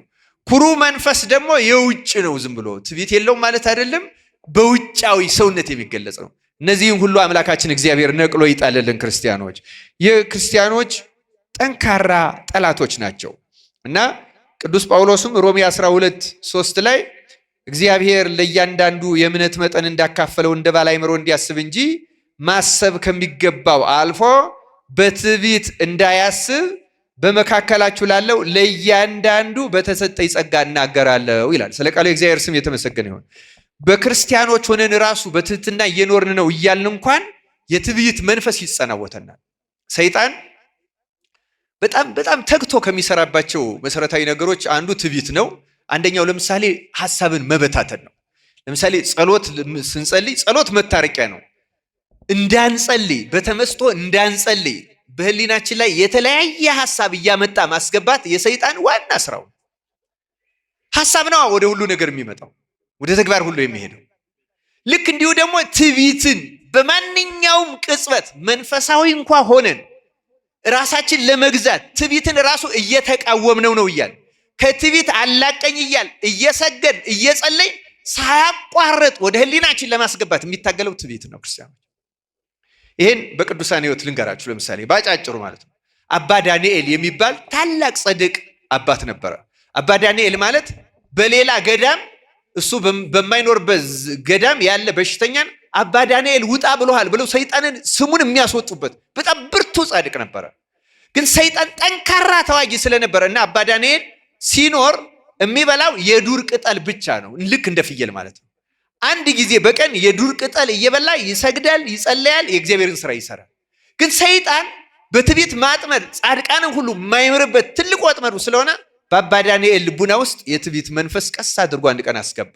ምክንያቱም ሲያስበው እንደሱ የሚጾም እንደሱ የሚሰግድ እንደሱ የሚጸልይ እንደሱ የእግዚአብሔርን ፈቃድ ለመፈጸም ብቻ የሚታገል ሰው ያለ አልመስለዋልና በልቡናው አሁን እንደኔ እግዚአብሔርን የሚያገለግለው ይኖር ይሆንን? በልቡ እኮ ነው ዝም ብሎ የኔን ያህል እግዚአብሔርን ደስ የሚያሰኘው ይኖር ይሆን የምትል የሐሳብ ትንታ አመጣበት። እግዚአብሔር ጻድቃኑን ወዲያው ስለሚጠብቃቸው በእውነት ዳዊት የጻድቃን አጥንቶች አይቀጠቀጡም አይሰበሩም ይላል። እስኪ ተናገሩ። የጻድቃን አጥንቶች በሉ። አዎ አይቀጠቀጡም አይሰበሩም። እና ይህንን ሊቃውንት ሲተረጉሙት የጻድቃን አጥንቶች የተባሉ ምግባራት ሰናያት ናቸው ይላሉ። እንደዚህ ያሉት አሁን አባ ዳንኤል ትሁት ነው። አሁን ሰይጣን ሊቀጠቅጠው መጣ በትዕቢት። እግዚአብሔር ወዲያው አዳነው። እግዚአብሔር ተገልጾ እንዲህ አለው፣ አንተ የሮም ንጉሥ የአኖሬዎስን ያህል እኔን አላገለገልከኝም አለ። አያችሁ ሲያድነው እኮ ነው። ልክ እንዲህ ሲለው አባ ዳንኤል ከህሊናው ባነነና አንድ ንጉሥ በከተማ የሚኖር የሚፈርድ ሰው የፈለገ ጥንቁቅ ቢሆን የፈለገ ጻድቅ ለመሆን ቢጥር መሳሳቱ አይቀርም የሚፈርድ ሰው። ታዲያ እንዴት ነው ከኔ በላይ በአንድ ንጉሥ እግዚአብሔር የሚደሰተው የሚገለገለው አለና እግዚአብሔርን ጠየቀው። ጌታ ሆይ ይሄን ንጉሥ ሄጄ እንዳየው ፍቀድልኝ አለ። እግዚአብሔር ደመና መጣና በደመና ካለበት የግብፅ በረሃ አንስቶ ሮም ቤተ መንግስቱ አጠገብ አወረደው። ደመናው ወርዱ የማያውቀው ሀገር ነው። እንደዚህ ሲንከራተት አንድ ሰው ሲሄድ አገኘ። ያንን ሰው አንተ ሰው ሰላም ላንተ ይሁን፣ የዚህችን ሀገር መኳንንቱን መሳፍንቱን ታውቃለህን ብሎ አባ ዳንኤል ጠየቀው። ይሄ ስንክሳር ላይ ያለ ታሪክ ነው የምነግራችሁ። ያ ሰው መልሶ የሀገሪቱን መኳንንትና መሳፍንት ለምን ትፈልጋቸዋለህ አለው። ከንጉሱ ቢያቀርቡኝ ብዬ። ምክንያቱም ንጉሱን አሳየኝ ብሎት እግዚአብሔርን ጠይቆ ንጉስን ላይ ነው የመጣው። ከንጉሱ እኔ ባቀርብህ ትጠላለህ? የግድ መኳንንቱ መሳፍንቱ መሆን አለባቸው? ስለ ኧረ እኔ ምን ቸገረኝ፣ ከንጉሱ አቅርበኝ እንጂ እኔ ዋና የፈለጉት ወደ ንጉሱ መቅረብ ነው አለ። ጠብቀኝ እዚህ አለው። ለካስ የንጉሱ ምግብ አብሳይ ይኖራል። ያ ሰው ሄደና ጎመን ሊገዛ ነው የወጣው። ጎመን ይዞ ተመለሰ። ጎመኑን ይዞ ሲመለስ ና እንሂድ አለና አባ ዳንኤልን ይዞት ሄዶ ከቤተ መንግስቱ ጀርባ ትንሽዬ ልክ እንደኛ ሀገር መቃብር ቤት ትንሽዬ ቤት አለች፣ ዘዋራ ቤት። ንጉሱ ለካ እዛች ውስጥ ነው የሚኖረው፣ ቤተ መንግስት ውስጥ አይኖርም። ድንግል ነው፣ ንጹህ ነው፣ እግዚአብሔርን በጣም ያገለግል ነው። አሁን እዚች ቁም አለውና ገባ። አገልጋዩ ገባ፣ ምግብ አብሳዩ ገባ፣ የንጉሱ ቀላቢ ረዳቱ ረዱ ገባ። ሲገባ ንጉሱ በመንፈስ ቅዱስ የከበረ ስለሆነ አባ ዳንኤል መጥቶ እንደቆመ መንፈስ ቅዱስ አሳይቶት ገና አገልጋዩ ሳይጠይቀው አባ ዳንኤልን ያህል አባት እንዴት ከበራ ቁመህ ትገባለህ ሲለው ደነገጠ። ይሄ ልጅ ደግሞ አባ ዳንኤል ታሪኩ ዝናውን ይሰማል፣ ግን ማን እንደሆነ ያውቅ። ደነገጠ። ደንግጦ ሂዶ አስገባው። ገባ። ከዚያ በኋላ ጎመኑን አበሰለ፣ ቂጣውን ጋገረ። ቂጣ በጎመን አቀረበና አባ ዳንኤልን እንብላሉት። አባቶች አትፍረዱብኝ፣ እኔ እንዲህ ያለ ነገር በልቼ አላውቅም። ስለ ትዕቢት አይደለም፣ ስላለመድኩት ነው። ወጣ ብዬ ቅጠል ቆርጬ እንድበላ ፍቀዱልኝ አላቸው። የሚኖረው በዱር ቅጠል ስለሆነ ወጥቶ ቅጠል ሸምጥቶ እሱ በላ። እነሱ ንጉሱና ረዱ ቂጣ በዳቦ። ለካ ንጉሱ ቂጣ በዳቦ ብቻ ነው የሚበላው፣ ሌላ ምግብ አይበላም። የላመ የጣም አይበላም። ታውቃላችሁ? የሮም ንጉስ የዚያ ዘመን ልክ እንዳሁኑ እንደ አሜሪካ ፕሬዚዳንት ማለት ገናና በዓለም ላይ ትልቅ በነበረበት ዘመን። አሁንም ንጉሱ መሆኑን ግን አባ ዳንኤል ደግሞ አያውቅም። ምክንያቱም ተርታ ልብስ ለብሶ ነው እዚያች ውስጥ ልክ እንደው እንደ መጻተኛ ተጠግቶ ነበር የሚኖረው። አሁን ዋላ አደር አባ ዳንኤል አሁን ይህን ሰው ጠየቀው። መቼ ነው ወደ ንጉሱ የምታቀርበኝ አለው። ከማን ጋር ነው እየኖረ ያለው ንገሩኝ፣ ከማን ጋር ነው? እግዚአብሔር ደግሞ ሰወረበት። ምክንያቱም ትህትናውን እንዲያውቅ ነው። ንጉሱን ርዕሳችን ትህትና ነው አይደለም? ሊገልጽለት ነው፣ ሰወረበት። እሺ አስገባህለሁ አለና አንድ ቀን ችሎት በሚቀበል እንግዲህ ንጉሱ በዚያች በጓዳ በር ይወጣና ወደ ቤተ መንግስት ገብቶ ልብሰ መንግስት ለብሶ የወርቅ ካባውን የወርቅ ዘውዱን በትረ ወርቁን ይዞ ይሄ በትረ መንግስቱን ይዞ ጫማውን አድርጎ ዙፋኑ ላይ ሲቀመጥ በጣም ግርማው የሚያስፈራ ነው። እና ንጉሱ ችሎት ላይ ከተቀመጠ በኋላ ደግሞ ሄሮዱ ግቢውን አዙሮ በመደበኛው ማንኛውም እንግዳ የክብር ሰው በሚገባበት በር ይዞት ገባ። ልክ ወደ ንጉሱ ችሎት አዳራሽ ሲገባ ንጉሱ ችሎት ላይ ዙፋኑ ላይ የሚያስፈራ ዙፋን ላይ ተቀምጦ የወርቅ ካባውን ለብሶ በቃ የወርቅ ዘውዱን ደፍቶ በትረ መንግስቱን የወርቁን ይዞ ሲያየው ወርቁም እየፈለቀበት እያብረቀረቀበት ከግርማው የተነሳ ጸጋ መንፈስ ቅዱስም ከብሮበት እግዚአብሔር ላይ ያስተምረው ስላመጣው ከግርማው የተነሳ አባ ዳንኤል በንጉሱ ፊት መቆም አቃጣውና ወደቀ። መቅረብ አልችልም አስወጣኝ አለ። ይዘህ ይውጣ አለ። ረዱ ይዞት ወጣ። ሲወጣ ደግሞ ጥያቄ በህሊናው ተከታተለበት። እንዴት እንዲህ አይነት የክብር ልብስ ለብሶ በሚያስፈራ ዙፋን ላይ ተቀምጦ ወርቅ ለብሶ ወርቅ ተጎናጽፎ ወርቅ ጨብጦ በሚኖር ንጉስ ከኔ በላይ እግዚአብሔር ያስደስተው ምን ነው ይላል አባ ዳንኤል። ሰዎች እኮ መስፈርታችን አያችሁ ምን ያህል ደካማ እንደሆነ።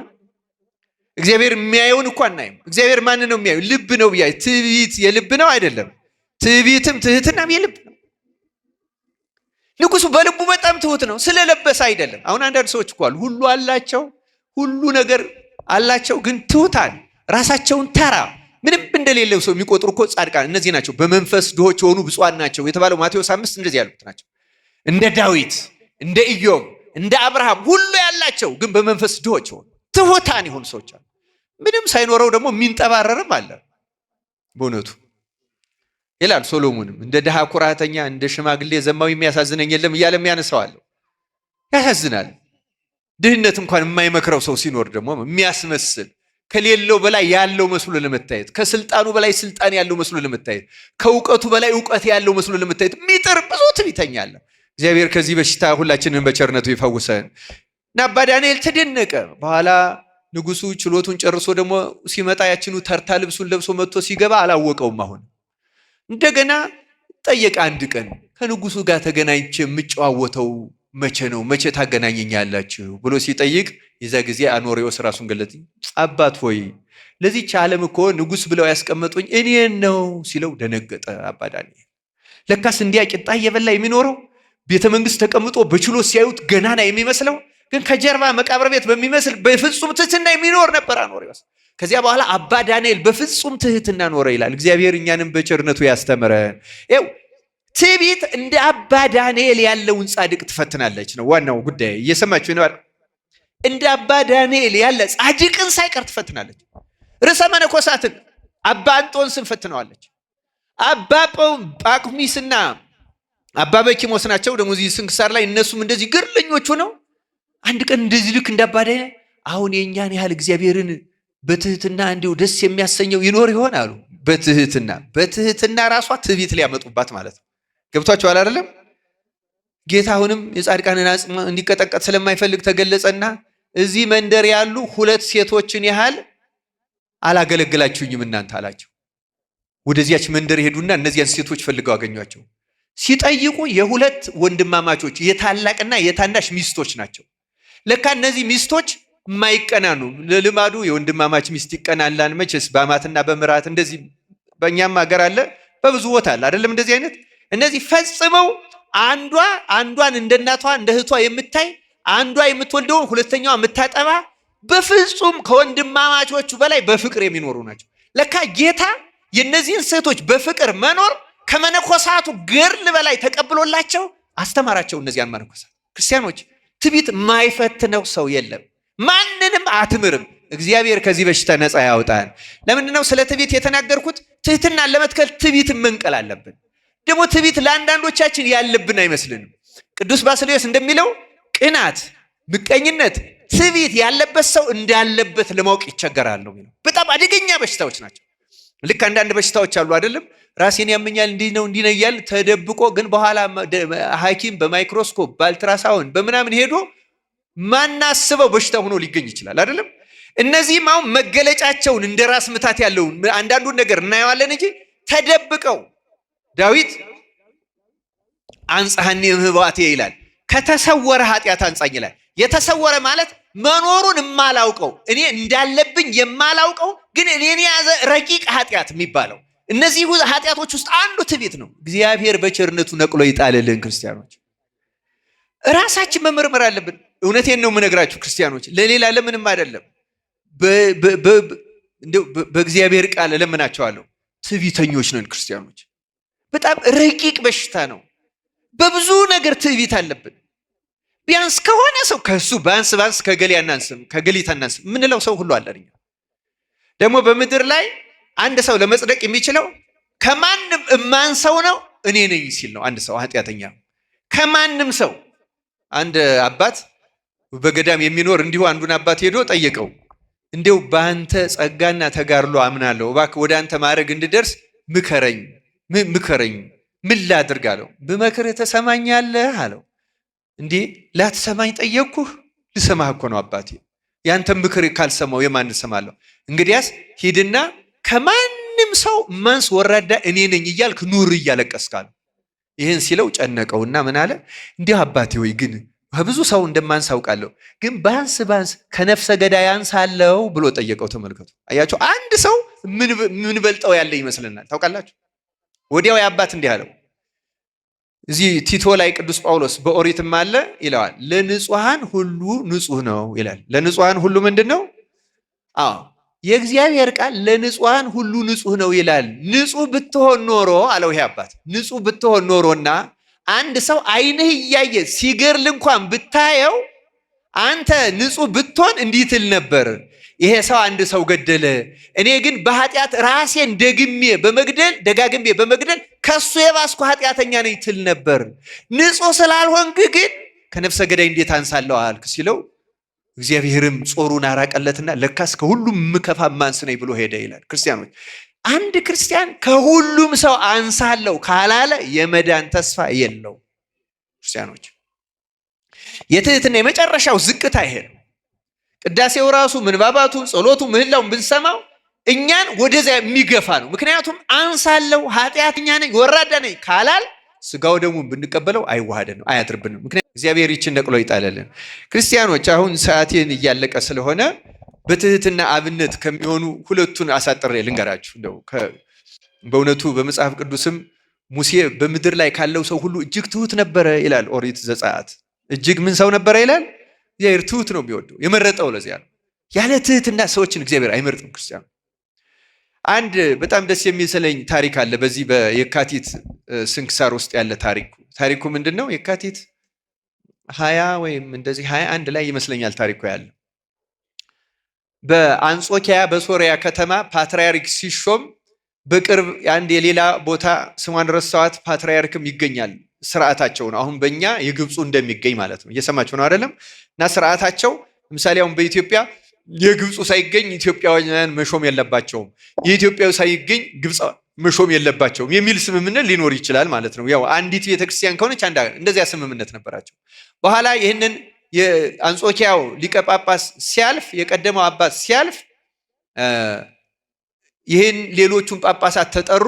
ይሄ ሌላውም መንበር ፓትርያርክ ተጠራ እንድንሾምና ተብሎ። እንዳሁኑ ስልክ የለም፣ ትራንስፖርት የለም ዘመናዊ። ግን ይሄ ቸላለ ዘገየ እና ይሄ ፓትርያርክ ስሙ እልመፍረያን ይባላል። እስቲ እልመፍረያን በሉ። እልመፍረያን እና ይሄ አባ ሊቀ ጳጳስ እልመፍረያን ሳይመጣ ቀረ እና ተሰበሰቡና አንድ ትሁት ሰው ሾሙ። ያን ሊቀ ጳጳስ የአንጾኪያው ሊቀ ጳጳስ አትናሲዮስ ተብሎ ተሾመ። ማን ተባለ አልኳቸው? አትናሲዮስ ተብሎ ተሾመ። በኋላ ቆይቶ ይሄ አባ እልመፍረያን ወደ አንጾኪያ ሲመጣ መንገድ ላይ ከሹመቱ የተመለሱ ሰዎች ነገሩት። አንተ ቀረህ፣ ተሰበሰብን፣ መረጥን። ማንን መረጣት? እንዴት እኔ በሌለውበት ትመርጣላችሁ ብሎ በትዕቢት ያንን የተሾመውን አትናቴዎስን አውግዞ በሱ የሚቆርብ እንዳይኖር እኛ በሌለንበት የተሾመ ነው ብሎ ተነስቶ ወደ ሀገሩ ተመለሰ። እንግዲህ ይሄ እኔ ከሌለውበት የሚለው አንዱ የትዕቢት መንፈስ ነው። ከእንዲህ ያለው መንፈስ አምላካችን ነፃ ያውጣን። ያው እንግዲህ ስልጣን ታስታበያለች። በኋላ አባ አትናቴዎስ ግን በጣም ትሁት አባት ስለሆነ ምን እንዳደረገ ታውቃላችሁ? የሱን ረዳት እንደ ዋና ሆነህ ቀድስላቸው፣ ለህዝቡ አስተምራቸው፣ ፍርዱንም ፍረድላቸው፣ ከየቦታው የሚመጡትን ከየአጥቢያዎቹ ፍረድላቸው። እኔ ለአንድ ዓመት አንድ እግዚአብሔር የምጠይቀው ጥያቄ ስላለኝ ሱባኤ እገባለሁ ብሎት ሄደ እና ተሰውሮ የፓትርያርኩን ልብስ አውልቆ ሄዶ እዛ አውግዞት የሄደው አባ እልመፍረያን ጋር ሄደና ከግቢው አንኳኳ። ተራ ሰው መስሎ ምንድነው ሲባል እኔ መጻተኛ ማደሪያ ያጣው ድሃ ክርስቲያን ነኝ፣ እዚህ ብታስጠጉኝ ብሎ ጠየቀ። ፓትርያርኩ አባ እልመፍረያን ሲጠየቅ ሊቀ ጳጳሱ ፈቀደ። አስገቡት፣ ስራ ስጡት፣ እየሰራ ያገልግል ተባለ። ከዚያ በኋላ ይሄ ፓትርያርክ ተራ ሰው መስሎ በትህትና በዚያ በፓትርያርኩ ግቢ ያሉትን ረዳቶቹን፣ የጳጳሳቱን፣ የመነኮሳቱን ልብሳቸውን እያጠበ ውሃ እየቀዳ እንጨት እየፈለጠ ያዘዙትን እየተላላከ ደስ የሚያሰኛቸው አገልጋይ ሆነ። በጣም ተደነቁ። እንዲህ ያለ ትሁት አገልጋይ ከወዴት ይገኛል? ይሄ እኮ ትህትናው ብቻ ለክህነት ያስበቃዋል አሉና አባታችን ይሄስ ከጉልበት ስራ እናውጣው፣ በዲቁና ገብቶ ቢቀድስ ጸጋ ያሰጣል፣ እባክህ ዲቁና ሽማዋል፣ እንዲህ ይገባዋል አለና አምጡት ተባለ። አንድ ቀን እንግዲህ ፓትርያርኩን ተመልከቱ።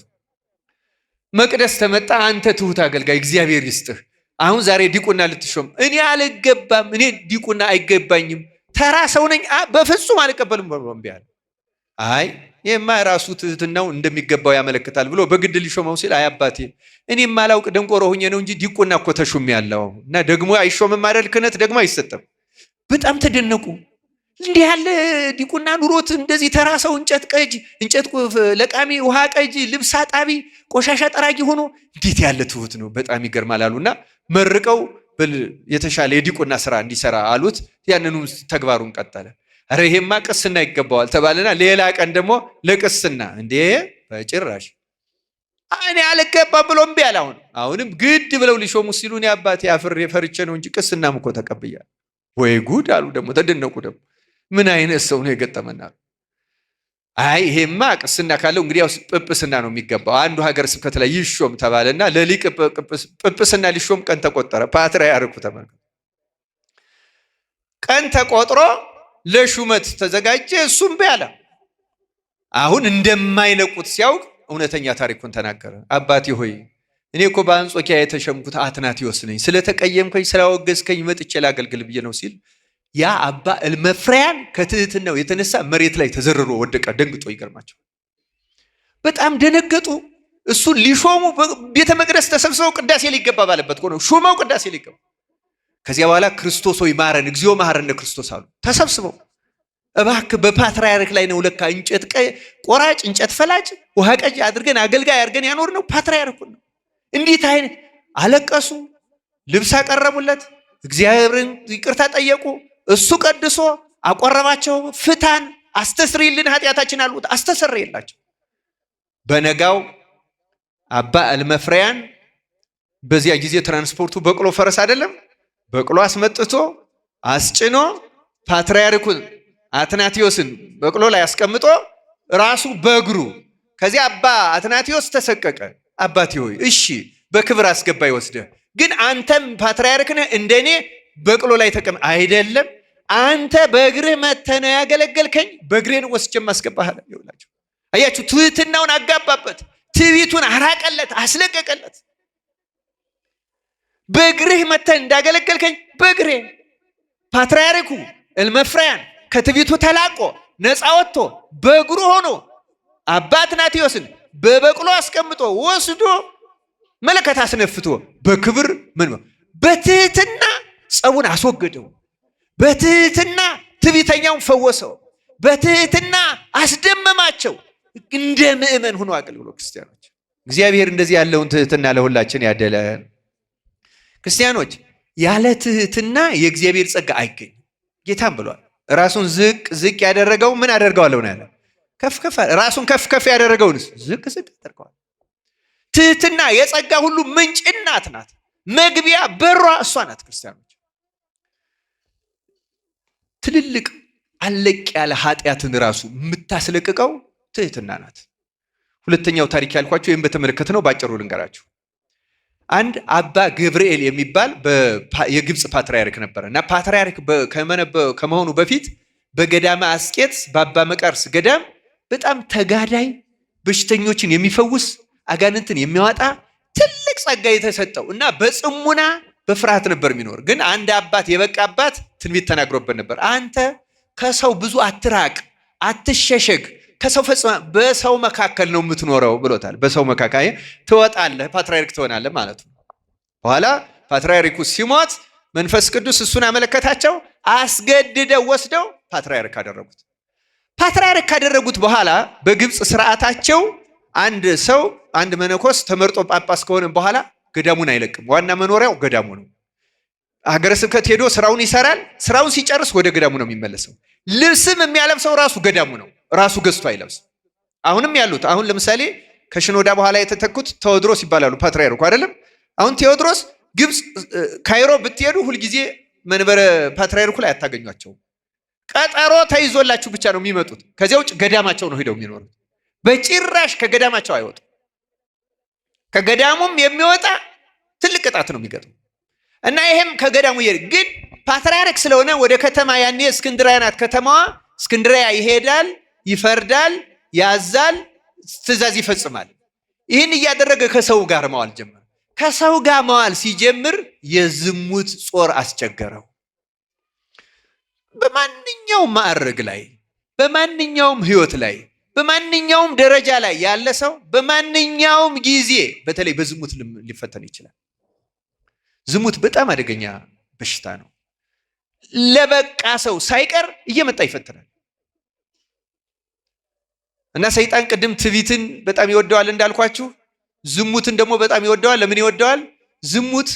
በዝሙት የወደቀ ሰው ሙሉ ነፍሱ ጨለማ ነው የሚወርሳት እና ከዚያ በኋላ ልክ እንደ ጥቁር መጋረጃ ከእግዚአብሔር ጋር አታስተያይም ነፍስ። በጣም አጉስቋይ ኃጢአት ነው ዝሙት። እግዚአብሔር በቸርነቱ ነቅሎ ይጣልልን። ይሄንን ደግሞ እንደሚባለው አንድ ሰው ከዝሙት ፈተና ጨርሶ የሚገላገለው ሞቶ ሲቀበር ብቻ ነው። መቼ? ሞቶ ሲቀበር። አሁን አርጅቻለሁ፣ ፈተናው አይለቅም። ይገርማቸው ድርጊቱን ባንፈጽመው ልቡናችን ያመነዝራል። ይችንስ ያንንስ ያሰኛል ሰይጣን። ክፉ ነው ሰይጣን። ምንዝርም በልብ ነው የሚዘው። ወደ ሴት ያየ በልቡን የተመኘ ያኔ ከሷ ጋር አመነዘረ አይደለም የሚለው ወንጌል። ምንም አይለቅም። ክፉ በሽታ። እግዚአብሔር እንዲያለውን በሽታ ያርቀልን። እና ይህ አባት ፓትርያርክ ከሆነ በኋላ ሰይጣን አጥብቆ በዝሙት ተዋጋው። አጥብቆ። ይህም አባት ተጋዳይ ነው፣ ሰልፍ አዋቂ ነው።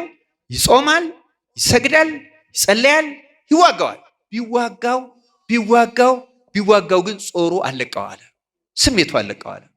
በዚህ ጊዜ እዛው ገዳሙ ላለ አረጋዊ ለበቃ ሌላ ሽማግሌ ሄዶ ተናዘዘለት። አባቴ ሆይ ፓትርያርክ ከሆንኩ በኋላ ይሄ የዝሙት ጾር ሊለቀኝ አልቻለም። ብሰግድም ብጸልይም የፈለገ በጎ ስራ በሰራም ከልቤ ግን ተነቅሎ አልወጣ አለ። እግዚአብሔር እንደዚህ ያለውን ጾር ነቅሎ ይጣለልን። ክርስቲያኖች ተስፋ መቁረጥ የለብንም። እንደዚህ የሚያስቸግር እንኳን እኛም በዓለም ያለነውን በገዳም ያሉትን እንደዚህ የበቁትን ፈተና ያስቸግራል። ይህ ጾር ይባላል። ይህ በሰው የማይቀር ነገር ነው። ግን በትዕግስት ሳንሰለች በዚህ ኃጢአት ላይ እየሰገድን እየጾምን እየመጸወትን ግን መዋጋት አለብን። ሳናርፍ ማለት እጅ መስጠት የለብን። እና ይህ አባትም ተጨማሪ ምን ላድርግ ብሎ ነው። በዚህ ጊዜ ይሄኛው ገዳማዊ አባት እንዲህ አለው፣ እንዲህ ያለ ጽኑ ጾር የሚለቀው ፍጹም የትህትና ስራ ነው። ያለ ትህትና እንዲህ ያለው ጾር አይለቅም። ያለ ትህትናም ይሄ ንጽህናን የመሰለች ጸጋ አይመጣም። ስለዚህ የትህትና ስራ ተደብቀ ስራ አለው። ምክንያቱም ፓትርያርክ ነው፣ የልዕልና ስራ ነው የሚሰራው። ገዳም ነው የሚኖረው እንዳልኳችሁ። ከዚያ በኋላ በዚያ ገዳም ያለ ብዙ ቆሻሻ አለ። ቆሻሻ ማለት እንዳሁኑ ዘመናዊ መጸዳጃ ያለ የሽማግሌዎች ያረጋዊኑ ራሱ ሽንታቸውን በእቃ ትንሽም ብትሆን አስጠራቅመው የሳምንቷን ውጭ ላይ ሌሊት ሰው በሌለበት ቁጭ ያደርጋሉ። ረድ ይመጣና ወስዶ ሩቅ ቦታ ይደፋታል። ቆሻሻው መጠረጋ ብዙ። ይሄ አባት ሌሊት በመንፈቀ ሌሊት ማንም ሰው ለጸሎት በማይነሳበት ከመነሳታቸው በፊት እየተነሳ የገዳሙን ቆሻሻ እየጠረገ ሩቅ ቦታ እየወሰደ መድፋት ጀመረ ይላል ፓትርያርኩ። ምክንያቱም ቀን ጠርጋለሁ ቢል ሰው አያስጠርገውማ፣ ፓትርያርክ ነው አይደለም እንዴ? መተው ይቀሙታል። የትህትና ስራ ያሰሩት። ለ2 ዓመት ያህል ሳያቋርጥ አንድም ቀን ሳያቋርጥ ቆሻሻ ጠረገ ይሄ ፓትርያርክ። ከ2 ዓመት በኋላ ጌታ ትህትናውን አይቶ ምንን አይቶ? ትህትናውን አይቶ የዝሙትን ጾር ነቅሎ አጠፋለት። ከዚያ በኋላ እንደ እግዚአብሔር መልአክ ሆነ ይላል። እግዚአብሔር እንዲህ ያለውን ጸጋ ያደለን። አያችሁ፣ ትህትና የምታመጣው ጸጋ። ንጽህና በትህትና ነው የሚመጣው። ትዕቢት ግን ዝሙትን፣ ርኩሰትን ያመጣል። ያለ ትህትና ምንም አይነት ንጽህናና ጸጋ አይመጣም። ክርስቲያኖች 1-2 ጥቅሶችን አንብቤላችሁ ትምህርቴን እጨርሳለሁ። እንዲህ ይላል የእግዚአብሔር ቃል፣ ለወገኔ ይጠቅማል በማለት ወይም በከንቱ ውዳሴ ምክንያት አንድ እንኳ አታደርጉ። ነገር ግን እያንዳንዱ ባልንጀራው ከራሱ ይልቅ እንዲሻል በትህትና ይቁጠር። የእግዚአብሔር ቃል። ስለ እግዚአብሔር ቃል ራሱ አምላካችን እግዚአብሔር ስሙ የተመሰገነ ይሁን። ፊልጵስዩስ 2:3 ነው። ያ ቅድም ያልኳችሁ የመነኮሳቱ ምክር ይሄ ነው። እያንዳንዱ ባልንጀራው ከእርሱ እንዲሻል በትህትና ምን ያድርግ? ይቁጠር። ማንም ሰው ባልንጀራ ማለት ማንም ሰው ማለት ነው። ማንም ሰው ከኔ ይሻላል ማለት ትህትና ማለት ነው። ክርስቲያኖች ከማንም ሰው እኔ አንሳለሁ ማለት። ቅዱስ ጴጥሮስም አንደኛ ጴጥሮስ ምዕራፍ 5:5 ላይ እንዲሁም ጎበዞች ሆይ ለሽማግሌዎች ተገዙ፣ ሁላችሁም እርስ በርሳችሁ እየተዋረዳችሁ ትህትናን እንደ ልብስ ታጠቁ ይላል። ትህትናን እንደምን ታጠቁ? እርስ በርሳችሁ እየተዋረዳችሁ ትህትናን እንደ ልብስ ታጠቁ፣ እግዚአብሔር ትዕቢተኞችን ይቃወማልና ለትሑታን ግን ጸጋን ይሰጣል። ስለ ቃሉ የአምላካችን የእግዚአብሔር ስሙ የተመሰገነ ይሁን። ክርስቲያኖች አስተውሉ። እግዚአብሔር ትዕቢተኞችን ይቃወማል፣ ለትሑታን ግን ጸጋን። ስለዚህ ትህትናን እንደ ልብስ ታጠቋት ነው የሚለው። አንድ ጥቅስ ልጨምር፣ የመጨረሻ ጥቅስ ትንቢተ ኢሳይያስ ምዕራፍ 66:2 ላይ እንዲህ የሚል ቃል አለ። እነዚህን ሁሉ እጄ ሰርታለችና እነዚህ ሁሉ የኔ ናቸው ይላል እግዚአብሔር። ነገር ግን ወደዚህ ወደ ትሁት መንፈሱም ወደ ተሰበረ በቃሌም ወደሚንቀጠቀጥ ሰው እመለከታለሁ። እግዚአብሔር ወደ ማን ይመለከታል? ወደ ትሁት ሰው፣ ልቡ ወደ ተሰበረ ሰው፣ ቃሉን ሲሰማ ወደዚህ ሰው ግን እመለከታለሁ። ዳዊትም መዝሙር 50 ላይ ልበ ትሁተ ወየዋህ ኢይሜንን እግዚአብሔር። ልቡ ትሁት የሆነና የዋህ የሆነውን ሰው እግዚአብሔር አይንቅም በፍጹም። እግዚአብሔር ትህትና ያለውን ሰው በፍጹም አንድም ጊዜ አይተውም ክርስቲያን። ለዚህ ነው እንግዲህ በትንቢተ ሶፎንያስ ላይ ትህትናን ፈልጉ፣ በእግዚአብሔር ቀኝ በፍርዱ በዳግም ምጽአቱ በቀኝ ለመቆም ጸጋ ያስፈልገናል።